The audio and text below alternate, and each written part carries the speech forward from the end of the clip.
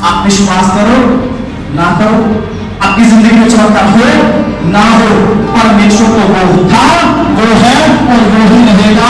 बहुत सारे लोग काम बनाने के लिए, चंगाई पाने के लिए, छुटकारे देखने के लिए, चमत्कार लेने के लिए यीशु मसीह के पास आते हैं। उनको यीशु मसीह से कोई लेना देना नहीं, बाइबल पढ़ने से कोई लेना देना नहीं, यीशु के साथ रिश्ता बनाने से कोई मतलब नहीं, उनको अपना जीवन यीशु को देना नहीं, उनको पापों से माफी मांगनी नहीं, वो केवल अपने मतलब को पूरा करने के लिए यीशु मसीह के पास आते हैं।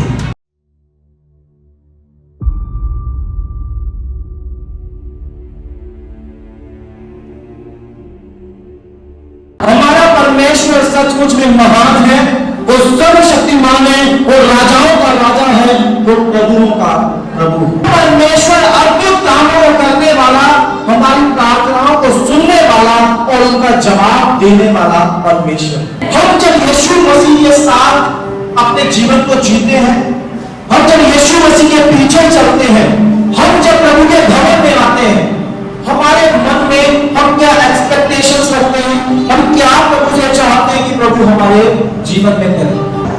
हम चंगाइयों को, छुटकारों को, आशीषों को, बरकतों को और जो हमारी जरूरतें हैं उन जरूरतों को पूरा करने के लिए परमेश्वर के पास आते हैं।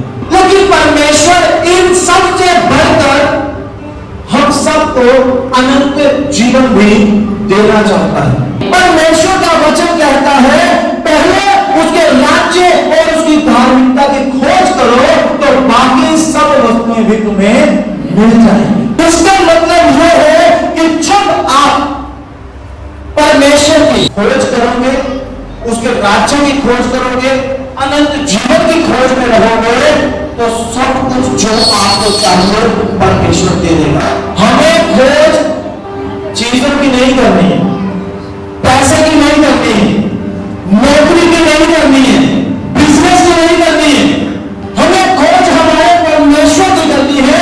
बाइबल में लिखा है परमेश्वर और उसकी सामर्थ की खोज में लगे रहो। परमेश्वर को ढूंढो, परमेश्वर को खोजो, परमेश्वर के पीछे चलने का निर्णय लो, सब वस्तुएं आपको मिलती चली जाएंगी, आपके जीवन में परमेश्वर के काम होते चले जाएंगे। परमेश्वर ने मुझे एक बात सिखाई है, मेरी कोई भी जरूरत होती है मैं परमेश्वर को बोलता हूं परमेश्वर यू आर द सोर्स, आप हर चीज के स्रोत हैं। मुझे पैसे चाहिए, परमेश्वर उसका सोर्स है। मुझे हीलिंग चाहिए, परमेश्वर उसका सोर्स है। मुझे मिराकल्स देखने हैं, परमेश्वर उसका सोर्स है। मेरी कोई भी जरूरत होती है मैं परमेश्वर को एक ही बात बोलता हूं, परमेश्वर you are the source, God you are the source. वो परमेश्वर सोता है, वो परमेश्वर स्रोत है, हमारी सारी जरूरतें जब पूरा होगा, हमारे जीवन में चमत्कार होगा, हमारे जीवन में चंगाइयों का, हमारे जीवन में आशीषों का और अनंत जीवन का वो एक ही स्रोत है। आज हमें इस बात को सीखना है कि हमें परमेश्वर की खोज में रहना है, अनंत जीवन की खोज में रहना है, परमेश्वर के पीछे चलना है। जब परमेश्वर के पीछे चलेंगे सब कुछ अपने आप मिलता जाएगा, बजाय इसके कि हम संसारिक चीजों की, संसारिक जरूरतों की खोज में रहें। हमें परमेश्वर की राज्य की खोज करनी है। आमीन, हालेलुया। यीशु मसीह को इस दुनिया में आने का पर्पस था। वो पर्पस क्या था, वो उद्देश्य क्या था? उद्देश्य यह था कि संपूर्ण मानव जाति जो पाप में है, जो नरक के रास्ते पर है, उसको परमेश्वर बचाए। इसलिए यीशु मसीह आया, क्रूस पर मारा गया, कब्र में गाड़ा गया, तीसरे दिन मुर्दों में से जी उठा, वो आज भी जिंदा है। हम सब इस बात को जानते हैं। लेकिन परमेश्वर के आने का उद्देश्य यह नहीं था कि बस वो आए, चमत्कारों को करे और चला जाए। हमने उसके चमत्कारों को देखा है बाइबल के अंदर भी और अपने जीवन के अंदर भी, लेकिन हम सिर्फ चमत्कारों के लिए उसके पीछे चलते रहे, ये ठीक नहीं है। हमें अनंत जीवन की खोज में रहना है। जब आप अनंत जीवन की खोज में चलते रहोगे, चमत्कार अपने आप आपकी जिंदगी में होते जाएंगे। जब यीशु मसीह को क्रूस के ऊपर चढ़ाया गया था, उसके दाएं उसके बाएं दोनों तरफ दो डाकू थे। वो डाकू गुनाहगार थे, पापी थे। उन डाकुओं ने अपनी सारी जिंदगी में कुकर्म किए थे, पाप किए थे, जिसकी सजा खबर मिल रही थी कि उनको क्रूस पर चढ़ाया गया था मरने के लिए। और वहां पर बीच में प्रभु यीशु मसीह जो उद्धार करता परमेश्वर है, वो दोनों डाकू और प्रभु यीशु मसीह की बातचीत चल रही है। उसके बारे में आज हम बाइबल से पढ़ेंगे। लूका रचित सुसमाचार 23 अध्याय उसका 39 वचन से 43 वचन तक। जो कुकर्मी वहां लटकाए गए थे, उनमें से एक ने उसकी निंदा करके कहा, क्या तू मसीह नहीं? तो फिर अपने आप हो और हमें बचा। इस पर दूसरे ने उसे डांट कर कहा, क्या तू परमेश्वर से भी नहीं डरता? तू भी तो वही दंड पा रहा है और हम तो न्याय अनुसार दंड पा रहे हैं, क्योंकि हम अपने कामों का ठीक फल पा रहे हैं। पर इसने कोई अनुचित काम नहीं किया। तब उसने कहा, हे यीशु, जब तू अपने राज्य में आए तो मेरी सुधि लेना। उसने उससे कहा, मैं तुझसे सच कहता हूँ कि आज ही तू मेरे साथ स्वर्गलोक में होगा। आमीन। यहाँ पर दो कुकर्मी हैं, दो डाकू हैं, दो गुनाहगार लोग हैं। एक यीशु के बाएं लटका है, एक यीशु के दाएं लटका है। उनमें से एक गुनाहगार, एक कुकर्मी यीशु मसीह को बोलता, क्या तू मसीह नहीं है? क्या तू उद्धार करता परमेश्वर नहीं है? क्या तू परमेश्वर का पुत्र नहीं है? अगर तू सचमुच में ऐसा है तो खुद को भी बचा, हमें भी बचा। हम मरने वाले हैं, हमारे शरीर चक्री पड़े हैं, हमें चंदा कर और क्रूस से उतार। प्रूव योरसेल्फ, अपने आप को प्रूव कर कि तू मसीह है या नहीं है। ऐसे बहुत सारे लोग चर्च में आते हैं, बहुत सारे लोग यीशु मसीह के पास आते हैं। चलो चर्च में चल के देखते हैं। यूट्यूब पर तो बड़ा सुना है, बड़ी कमाइयों को देखा है, बहुत सारे लोग यीशु के बारे में बताते। चलो एक बार चर्च में चल के देखते हैं, क्या सच में वहां पे कुछ होता भी है या नहीं होता। वहां पर चल के देखते हैं, क्या सच में चमत्कार होते भी है या झूठी बातें। बहुत सारे लोग चर्च में इसलिए आते हैं, बीमार हो गए, चलो चर्च में भी चल के देख लेते हैं, देखते हैं वहां पे क्या होता है, क्या चमत्कारी मिलती भी है या नहीं मिलती। बहुत सारे लोग काम बनाने के लिए, चमत्कार पाने के लिए, छुटकारे देखने के लिए, चमत्कार लेने के लिए यीशु मसीह के पास आते हैं। उनको यीशु मसीह से कोई लेना देना नहीं, बाइबल पढ़ने से कोई लेना देना नहीं, यीशु के साथ रिश्ता बनाने से कोई मतलब नहीं, उनको अपना जीवन यीशु को देना नहीं, उनको पापों से माफी मांगनी नहीं। वो केवल अपने मतलब को पूरा करने के लिए यीशु मसीह के पास आते हैं। यीशु मसीह के पास मतलब को पूरा करवाना चाहते हैं ये डाकू। बोलते हैं, अगर तू सच में मसीह है तो अपने आप को भी बचा, हमें भी बचा, इस क्रूस से उतार हमें। दूसरा उसे डांट के बोलता है, क्या तू परमेश्वर से नहीं डरता क्या? सारी जिंदगी कुकर्मी है तूने मैंने। बोलता हम अपने कामों का न्याय अनुसार तुरंत फल पा रहे हैं। हम गुनाहगार हैं, हम पापी हैं, जो सजा हमें मिलती है वो बिल्कुल ठीक है। दूसरा डाकू अपने गुनाह को, अपने पाप को मानता है, मैं पापी हूं, मैं गुनाहगार हूं, जो सजा मेरे ऊपर आई वो बिल्कुल ठीक आई है। यीशु मसीह के सामने अपने पापों को अंगीकार कर रहा है और बोलता है, प्रभु जब तू अपने राज्य में आए, यानी जब तेरा दोबारा आना हो, जब न्याय का समय आए, जब अनंत जीवन के लिए तू रूहों को बचाने के लिए, लोगों को उठाने के लिए फिर से आए, तो मेरी सुधि जरूर लेना, मेरा ध्यान जरूर रखना। प्रभु मैंने इस दुनिया में बहुत सारे गुनाह किए, लेकिन मैं अपने गुनाहों को तेरे सामने मानता हूं।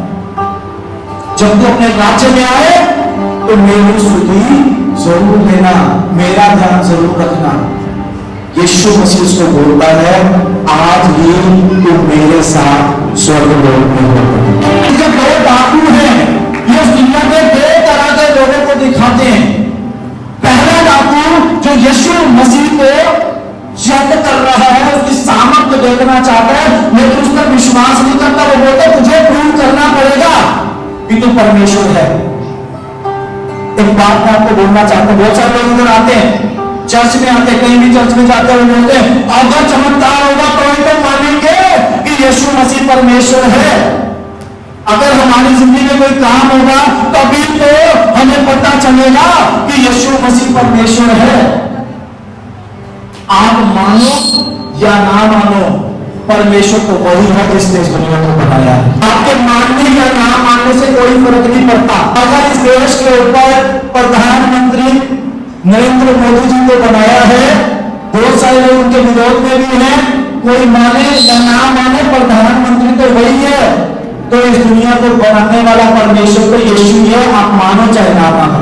उसको जरूरत नहीं है वो आपको आके प्रूव करेगा, हाँ मैं परमेश्वर हूं, तू देख मैं तेरी जिंदगी में चमत्कार कर रहा हूं। हम इस लायक नहीं है उस परमेश्वर को बोलिए कि तू हमारी जिंदगी में काम करेगा, तो ही हम तुझ पे विश्वास करेंगे।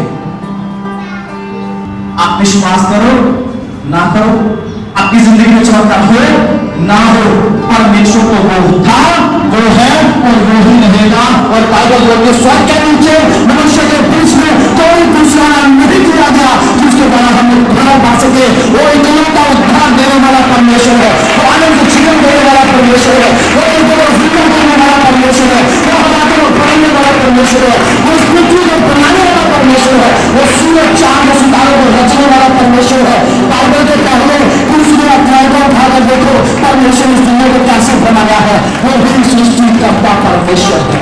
आप विश्वास करेंगे तो आशीष पाएंगे, विश्वास नहीं करेंगे उसको कोई फर्क पड़ने वाला नहीं है। इसलिए मैं आपको बोलता हूं, आप उसको परखने की कोशिश मत करो, अब विश्वास करो, उस पर भरोसा करो, वो परमेश्वर है और वो सब कुछ कर सकता है। जो दूसरा डाकू है, दोनों डाकू एक्सट्रीम पेन में है, बहुत ज्यादा दर्द में है, बहुत ज्यादा पीड़ा में है। उनके भी हाथों में कीड़े ठुके हुए हैं, उनके भी पैरों में कीड़े ठुके हुए हैं, उनके भी शरीर जख्मी पड़े हैं, उनकी भी जान निकल रही है, कुछ घंटों में वो भी करने वाले हैं। लेकिन इनमें से जो दूसरा डाकू है उसको इस मौत की कोई परवाह नहीं, उसको इस दर्द की कोई परवाह नहीं, उसको इस पीड़ा की कोई परवाह नहीं, उसको परवाह है अनंत जीवन की। वो इस बात को जानता है मरना तो एक दिन जरूर है, अगर आज मर भी गया इनके बाद मुझे यीशु अनंत जीवन दे दे, इसके लिए मैं अपने पाप मांग लूं, इसके लिए मैं उस पर विश्वास कर लूं, इसके लिए मैं उससे प्रार्थना कर लूं, उसकी दया मुझ पर हो गई तो जीवन के बाद मुझे मेरा जीवन समृद्ध होगा। आमीन। आप कितनी दर्द में, अब कितने बड़ी बीमारी से जूझ रहे हैं, अब कितने बड़ी समस्या में है, अब कितने बड़े दुख में है, आपके घर में कितने कलेश है, आपके रिश्ते कितने खराब हो चुके हैं, परमेश्वर सब जानता है, परमेश्वर की दृष्टि में सब कुछ है। लेकिन आप ये बात मत बोलो कि मेरे घर में रिश्ते ठीक होंगे तो ही यीशु को परमेश्वर मानेंगे, मुझे जन्नत मिलेगी तो ही मेरा विश्वास यीशु पर होगा, मेरे काम बनेंगे तो ही मैं यीशु के पीछे चलूंगा। आप इस काम को छोड़ो, आप इस काम को छोड़ो। वो अनंत काल तक आपको जिंदा रखना चाहता, इस शरीर के दुखों में, इस शरीर की समस्याओं में, इस शरीर की पीड़ा में, आपके जीवन की हर समस्या में वो परमेश्वर आपके साथ खड़ा आपको छुड़ाने के लिए। उसको परखना छोड़ो, उस पर विश्वास करो और इससे बढ़कर अनंत जीवन की ओर देखकर करो। आप प्रभु के दास पौलुस के बारे में जब बाइबल में बड़े ध्यान से पढ़ेंगे तो वहां पर प्रभु का दास पौलुस अपने जीवन की पीड़ाओं का वर्णन करता है कुरिन्थियों की पत्री के अंदर। वो सेवक है, प्रभु की सेवा करने वाला है और वो बोलता है मुझे 5 बार कोड़े मारे गए, मुझे 3 बार लोहे की बेंतों से पीटा गया, लोगों ने मुझे पत्थरवाह किया। पत्थरवाह का मतलब समझते हैं, पत्थर मारे बेंत की बेंत में उसको लोगों ने मारा पीटा, मरा हुआ समझ के लोग छोड़कर चले गए। उसको रात रात को शहर बनाते यानी बड़ी बड़ी ऊंची दीवारों को बांधना पड़ा। समुद्र की यात्रा के बाद जिस जहाज में जा रहा था वो जहाज कई बार टूट गए, उसमें सही किसके लिए कि उसे अनंत जीवन मिले, वो यीशु के साथ अनंत काल तक जीवन। इस दुनिया में सुख, शांति, आनंद, खुशी केवल इसके लिए यीशु के पीछे बनता हो। ये सब कुछ यीशु अपने समय पर अपने आप आपके जीवन में दे देगा। आपका ध्यान हो तो अनंत जीवन की ओर हो, आपकी एक्सपेक्टेशन हो तो एटर्नल लाइफ में हो। आप चाहें तो स्वर्ग में प्रवेश करें। आप इसके लिए प्रार्थना करें, आप इसके लिए कोशिशें करें, आप इसके लिए अपने को तैयार करें, ताकि वो आपको स्वर्ग में लेकर जाए। आपको इस बात को अपने जीवन में लेना है, इस बात को अपने जीवन में लेना है कि आपको केवल इस दुनिया की आशीषों को पाने के लिए या चमत्कारों को देखने के लिए यीशु मसीह के पास नहीं आना, इससे बढ़कर स्वर्ग के जीवन को पाने के लिए आपको यीशु के पास आना है। वो दयालु है, वो पापों को माफ करने वाला है। आप अगर अपने पापों को उसके सामने मानेंगे, वो माफ करेगा। दूसरे डाकू के जैसे ही यीशु मसीह को बोला, प्रभु जब तो अपने राज्य में आए तो मेरी सुधि जरूर देना। यीशु मसीह ने बोला, आज ही तो मेरे साथ स्वर्गलोक में। सारी जिंदगी उस व्यक्ति ने कुकर्म में, पाप में, बुराइयों में, गंदे कामों में बिताई, लेकिन जब उसने यीशु मसीह को अपना उद्धारकर्ता स्वीकार किया, जब उसने यीशु मसीह के सामने अपने पापों को अंगीकार किया, प्रभु यीशु की दया उसके जीवन पर हो गई। आमीन। एक सच्ची घटना बताता हूं अपने जीवन की। आज से लगभग 8 साल पहले मैं एक घर में गया। उस घर में हमने एक 3 दिन की मीटिंग रखी। घर छोटा सा था, उनके घर पे छत थी। हमने सोचा कि चलो जो लोग प्रभु यीशु को नहीं जानते उनके बीच में हम प्रभु के वचन का प्रचार करें। तो हमने उस फैमिली को बोला, आप अपने पड़ोसियों को, रिश्तेदारों को अपने घर में इकट्ठा करो, 1 दिन लगातार रोज शाम को आपके घर में मीटिंग करेंगे। उन्होंने बोला नहीं तो पास्टर जी आप आना, हम लोगों को इकट्ठा करके रखेंगे। 1 महीना पहला दिन उनके छत पर मीटिंग शुरू हुई, प्रार्थना चल रही थी, आराधना चल रही थी, और बीच आराधना के साथ वाले छत के ऊपर एक बंदा आया, पूरी शराब पी हुई थी, पूरे नशे में था। वो अपनी छत पर खड़ा होकर देखता रहा कि दूसरी छत में क्या हो रहा है, हम लोग क्या कर रहे हैं, तो देखता रहा।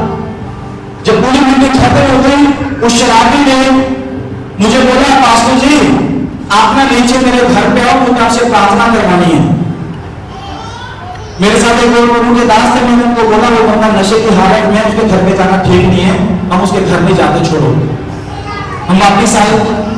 अगले दिन डे 2 फिर से मीटिंग थी, दोबारा वैसे ही सब कुछ चल रहा था। अगले दिन वो बंदा अपने घर की छत से इस घर की छत की तरफ दीवार के ऊपर टांगे रख के बैठ गया। पूरी प्रार्थना को सुनता रहा, पूरे वचन को सुना उसने, और बाद में मुझे फिर से बोला, पास्टर जी मेरे घर पे आओ, मुझे आपसे प्रार्थना करवानी है। लेकिन वो फिर से नशे की हालत में था, और मैंने फिर से नो किया और फिर से वापस आ गया। तीसरा दिन था। तीसरे दिन में जब हम आराधना कर रहे थे, वो बंदा छत पे आया, उसने देखा आराधना चल रही है, वो अपने घर से नीचे गया, इनके घर के छत पे जाकर मीटिंग कर रहे थे। वहां पर उस मीटिंग में बीच में आ गया, पूरा नशा किया हुआ था, लेकिन नशे की हालत में भी मैं ऐसे ही प्रचार कर रहा था। वो आगे आके लेट गया और रो रहा। मैं प्रचार कर रहा हूँ, रो रहा, बहुत ज्यादा रोया, इतना कि मैंने जिंदगी में शायद किसी आदमी को इतना रोते हुए नहीं देखा। मैं प्रचार कर रहा था, वो रो रहा था, ऐसा चलता रहा। मैं मन में ये सोच रहा था कि प्रचार में मुझे डिस्टर्ब कर रहा है, बाकी सारे लोगों को भी डिस्टर्ब कर रहा है, यहाँ पे क्यों आया। लेकिन प्रचार खत्म हुआ, प्रार्थनाएं खत्म हुई, लास्ट में उसने मुझे आगे बोला, पास्टर मेरे लिए दुआ कर दो, परमेश्वर मेरे मुझे सारे पापों से छुटकारा दे दे। अब वो यहाँ पे आ गया था, सामने था, मैंने उसके लिए प्रार्थना की, मतलब प्रभु तू इस पर दया कर, इसके पापों के लिए इसको माफ कर, इसे नशे से आजाद कर, इसके जीवन में छुटकारा दे। मैं ये प्रार्थना करके वापिस आया। तीसरा दिन खत्म हो चुका था, जब प्रार्थना कंप्लीट हो चुकी थी। वेरी नेक्स्ट डे सुबह 10 बजे मुझे स्वामी की कॉल आई थी, घर में मीटिंग थी। वो बंदा सुबह 4 बजे दुनिया छोड़ के चला गया। जो व्यक्ति अपनी जिंदगी के आखिरी दिनों में था, वहां से कोई परिवार चर्च में नहीं आया। मैं सोचता हूं शायद प्रभु ने उसके लिए हमें वहां पर भेजा था। पूरी मीटिंग में वो रोता रहा, उसने अपने पापों को यीशु मसीह के सामने अंगीकार किया, प्रार्थना करवाई और दुनिया छोड़कर चला गया। प्रभु यीशु का धन्यवाद हो। मेरा विश्वास है वो यीशु मसीह के चरणों में है, अनंत जीवन को पा चुका है। आमीन, हालेलुया। मैं सच में प्रभु का धन्यवाद करता हूं। और गुनाहगार मन फिराते हैं। आमीन। हम यीशु मसीह को जानने के बावजूद, यीशु मसीह के पीछे कई सालों से चलने के बावजूद हमारी एक्सपेक्टेशन या हमारी उम्मीदें सिर्फ इतनी होती हैं, प्रभु हमें फाइनेंशियली ब्लेस कर दे, हमें कर्जे से निकाल दे, प्रभु हमारे दुखों को दूर कर दे, प्रभु हमारे कामों को बना दे, प्रभु हमारे रिश्तों को अच्छा कर दे, प्रभु हमें बच्चे से ब्लेस कर दे, प्रभु हमारे तलाक को फिर से खत्म कर दे, हमारे रिश्ते को जोड़ दे, प्रभु हमें घर की आशीष दे दे, प्रभु हमें गाड़ी दे दे। हमारी उम्मीदें बहुत छोटी सी, ये सब कुछ अपने आप खुदा आपकी जिंदगी में जरूर करेगा। आमीन। लेकिन सबसे बढ़कर याद रखो, ये जिंदगी बहुत छोटी है, 60, 70, 80 साल में सबकी जिंदगी खत्म हो जानी है। आमीन। लेकिन इसके बाद अनंत काल तक या हमेशा नरक या हमेशा स्वर्ग, उसकी चिंता करनी शुरू करो, उसके लिए प्रार्थना करनी शुरू करो, उसके लिए परमेश्वर को खोजना शुरू करो, उसके लिए मेहनत करनी शुरू करो, उसके लिए आप यीशु के पीछे सही तरीके से चलना शुरू करो। क्योंकि जब समय आएगा खुदा आपको अपने पास बुलाएगा और आपको अपने चरणों में उस स्वर्ग में जाना होगा। आमीन। हालेलुया। इन दो बातों में से आपको किसके जैसा बनना है? यीशु मसीह आपको प्रूव करे कि वो परमेश्वर है, आपको चुनाए, आपको चमत्कार दे, या आप अनंत काल तक यीशु के साथ हमेशा की जिंदगी को पाना चाहते हैं, ये आपको चूज करना है। आमीन। आप अनंत काल का चुनाव करेंगे, मैं आपको रिटर्न भी दे सकता हूँ, जब तक इस दुनिया में रहोगे परमेश्वर किसी चीज की कमी होने नहीं देगा। आमीन। हालेलुया। आप उसके पीछे सही तरह से चलो, वो आपको अनंत काल तक कभी कमी नहीं लाने देगा, ना इस दुनिया में ना उसके पास हो। हालेलुया। आमीन। चीज की खोज छोड़ दो, परमेश्वर की खोज करना शुरू करो, वो आपको ब्लेस करेगा।